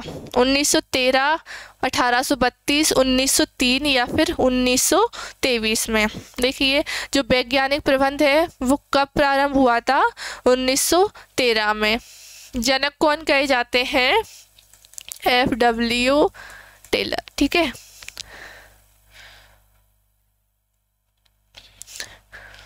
वैज्ञानिक प्रबंध के जन्मदाता कौन है? डाइमर, हेनरी फ्योल, FW टेलर और पीटर। अभी आपको बताया था कि वैज्ञानिक प्रबंध के जन्मदाता कौन है? FW टेलर जो हैं वैज्ञानिक प्रबंध के जनक कहे जाते हैं। वैज्ञानिक प्रबंध से उपभोक्ताओं को क्या होता है? कोई प्रभाव नहीं पड़ता है, या फिर उनका शोषण होता है, या उनको लाभ होता है, या हानि होती है। देखिए जो वैज्ञानिक प्रबंध होगा तो नई नई चीज़ें आएंगी, है ना, टेक्निकल चीज़ें। तो उपभोक्ता का क्या शोषण होगा? क्या उन पर कोई प्रभाव नहीं पड़ेगा, उनको चीज़ अच्छी मिलेगी। तो क्या होगा? उनको लाभ होगा। क्या होगा? लाभ। ऑप्शन नंबर सी।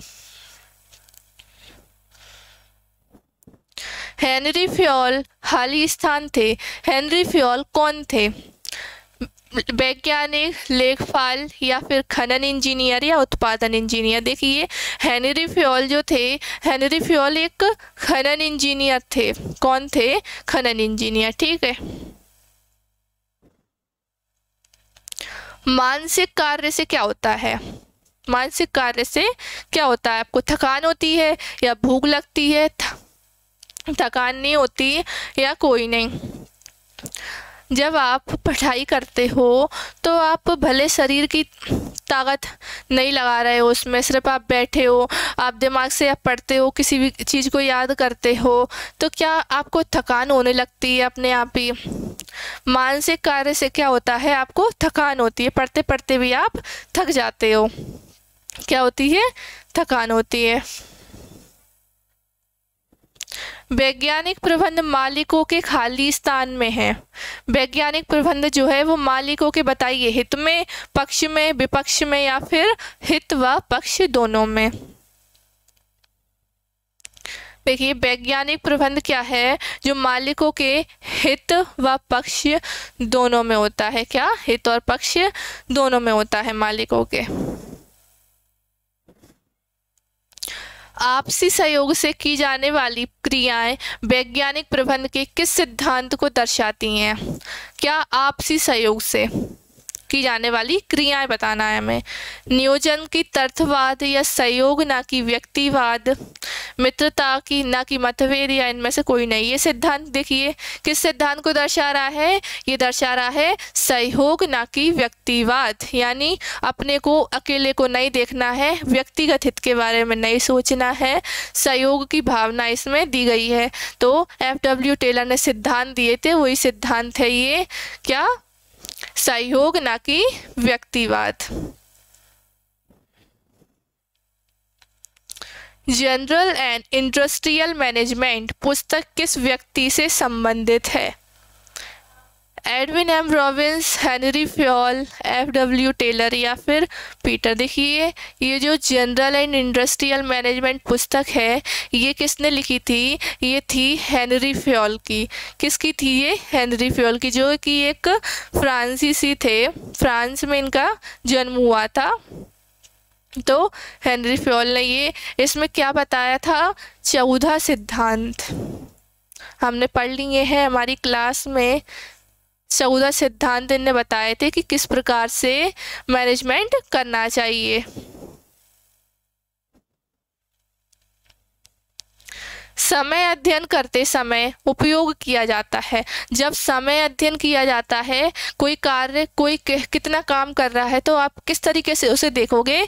चार्ट के द्वारा देखोगे या फिर ग्राफ के द्वारा, फोटोग्राफी या स्टॉप वॉच के द्वारा? देखिए जब समय अध्ययन किया जाता है तो क्या देखा जाता है कि आप वहाँ पे कैमरा लगा दो, क्या कैमरा लगा दो कि आप जिससे आप कहीं भी होगे तो आप देख सकते हो वो कितना कार्य कर रहा है। तो फोटोग्राफी, कैमरे के द्वारा आप देख सकते हो कि वो कितना कार्य कर रहा है। हेनरी फ्योल ने प्रबंध के कितने सिद्धांत प्रतिपादन किए थे? 5 किए थे, 10, 12 या 14? देखिए अभी बता चुकी हूँ, हेनरी फ्योल ने कितने? 14 सिद्धांत जो है प्रतिपादन किए थे कि किस प्रकार आपको कार्य करना चाहिए एक कंपनी में या दुकान या व्यवसाय में, किस तरीके के करना चाहिए। तो ये सिद्धांत कितने दिए थे? 14 दिए थे। ऑप्शन नंबर डी सही हो जाएगा। आज का आखिरी क्वेश्चन हमारा देखिए, उत्पादन विभाग के अंतर्गत आते हैं कौन? टोली नायक, गति नायक, मरम्मत नायक या सभी? 8 नायक थे, एक 4 होते हैं, 4 नियोजन विभाग में और 4 इसमें थे, और दूसरा उत्पादन विभाग ये है।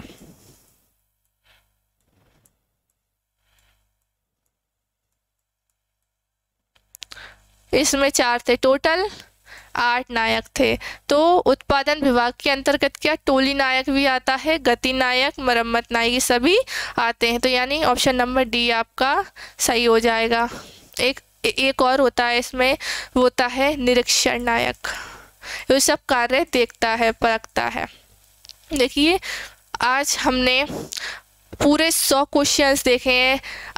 मुझे आशा है आपको ये सब समझ में अच्छी तरीके से आपको आ गए होंगे। तो आप इसकी PDF अगर देखना चाहते हो तो आप क्या कीजिए, आप टेलीग्राम पर ज्वाइन हो जाइए। टेलीग्राम पर ये PDF आपको वहाँ पे डल जाएगी।